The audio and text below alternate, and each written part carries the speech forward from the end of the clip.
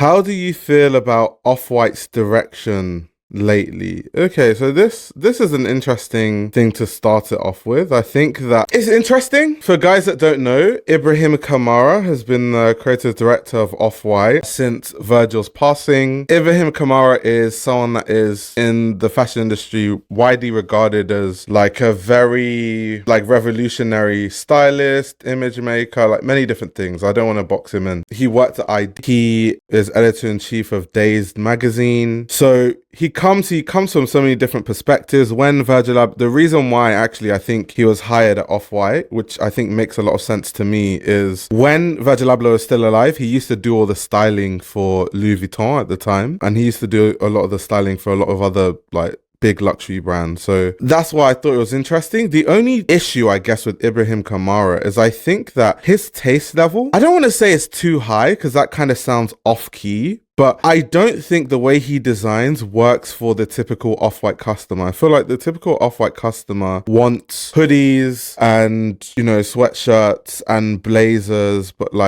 easy to wear, but with a twist kind of stuff. And I think some stuff that Ibrahim Kamara does is a bit too avant-garde for Off-White. It's a bit too left field for Off-White. And then also I think one big issue with Ibrahim Kamara's Off-White is also, I don't think it has any direction. There's no through line of identity throughout the collections. It just seems like there are all these interesting ideas on a garment to garment basis, on a look to look basis. But when you put all these looks together, it does look like a bit of a mess. So I don't know. I wouldn't say I'm the biggest fan of Off-White's new direction because I think it's actually quite directionless. I think it's all a bit random. There doesn't seem to be that much direction behind it, to be honest. So that's ultimately my opinion on the whole Off-White direction. What are the 3 key pillars that fashion brands should focus to get back the hype? Are you talking about luxury brands? I'm guessing that's what you're talking about, because when you say to get back hype, but I guess if we're talking about, traditional luxury brands, I would say that the first one is they need to focus on quality. I know I talk about this all the time. It's almost becoming a broken record, but quite literally, I just think that quality doesn't exist for a lot of these luxury brands. And I think it's starting to lead to a loss of customer satisfaction and loyalty. So I think that's a huge one, a really, really big one. I also think that they need to go back to being the people that influence fashion and not being influenced by fashion. I think that when I first got into fashion, high fashion used to influence the whole fashion industry, but now I think it's the other way around. I think every single brand is kind of rushing to jump it in onto the next trend. Look at Gucci. They had more identity with Alessandro Michele. They hired Sabato because of this whole quiet luxury thing, and they pivoted completely to this quiet luxury thing. It's like brands don't even have an identity. They just run with every single trend. And it started to become, what I talk about when I say that every brand starts to look the same. Gucci looks like Le Mer, which looks like Phoebe Philo, which looks like the Row, and there's no individual identity from brand to brand, which when I first got into fashion, you would see a piece and be like, oh, that's Gucci. Or you would see a Saint Laurent piece, oh, that's very Saint Laurent. You would see a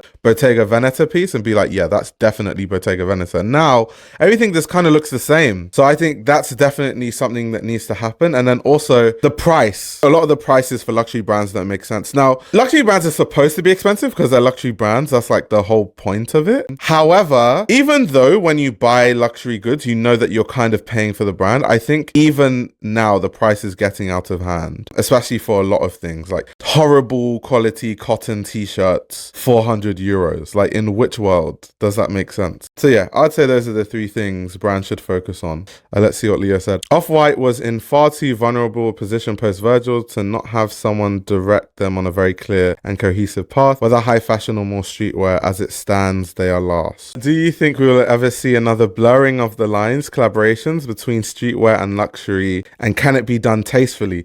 When you say blurring of the lines, what do you mean? Do you mean Supreme Louis Vuitton type collaboration? I think those are always going to happen, to be honest. I don't think a lot of them will be done tastefully. I just think it depends on what brand we are talking about. I mean, recently there was the Palace and Vivienne Westwood collab that I really loved, and I picked up a few pieces from that collab. That's very much a streetwear / luxury brand collaboration, and I think it was interesting. Obviously, I did a whole live stream on it. I think there were things that could be more interesting about it, but quite honestly, I thought that was a really cool and interesting collaboration. So I think it just depends who is is collabing. Some other collaborations are really horrible. So I just think it depends on who exactly is collaborating. Oh my God, this is controversial as fuck. Trying to get me cancelled. What is the shittest collection from a big brand you've ever seen in your opinion? Can be either because you were let down or was just so shit. So I would say the Balenciaga Hollywood collection. That was awful. That's probably one of the worst runway collections I've ever seen on a for so many different reasons, right? Which I won't go into because I feel like I've talked about that collection a lot. But that quite literally is one of the worst runway shows I've ever seen put on a runway ever. In your opinion, which designers are the future ones to watch and will make a turnaround? Thinking Loewe and Bottega Veneta, who a few years ago were not on anyone's radar. Really? Well, Loewe, maybe, do you know what? It's so hard, Nick, for me to answer questions like this because I work in fashion. It's hard for me to even imagine a time when, you know, Loewe or Bottega Veneta were not on anyone's radar, because like Bottega and Loewe have always been on my radar, and like on this channel we've always talked about these brands. But if you're talking about like what brand is going to, I guess, have a buzz the way that, let's say, Bottega has since Daniel Lee got there, and obviously Matteo Blasi following suit, I think Saint Laurent. Even though, once again, Saint Laurent is like, that's why it's hard for me to answer these questions. Saint Laurent is a brand that everyone knows, but it isn't a brand that is part of the current zeitgeist. It's not that when you look online, what brand are people always talking about? It's always Balenciaga. It's always Bottega. I don't think Saint Laurent is spoken about like that, but I think it's coming back. In that sense, I definitely think Saint Laurent is coming back. I've seen with the past few runway shows that Saint Laurent have done, a lot of people have been really interested, and there has been an increasing number of people that have been talking about Saint Laurent from what I've seen. It could just be my corner of the internet. Let's see. Thoughts on Ferragamo. When you say thoughts, what do you mean? Do you mean like, do I like it?